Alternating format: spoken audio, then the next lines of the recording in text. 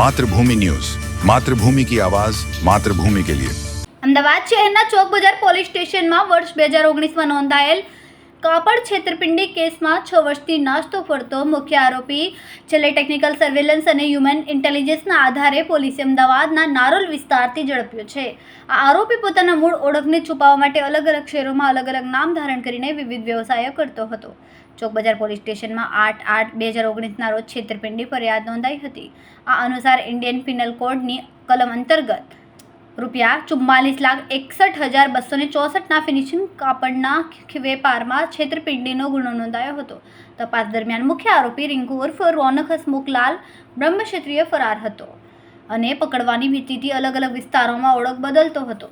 ચોક બજાર પોલીસ સ્ટેશનની સર્વેલન્સ ટીમે આરોપીની શોધખોળમાં ટેકનિકલ એનાલિસિસ તથા હ્યુમન સોર્સિસના આધારે મહેનત કરીને છેલ્લે તેને અમદાવાદના નારોલ વિસ્તારમાંથી ઝડપી લીધો છે।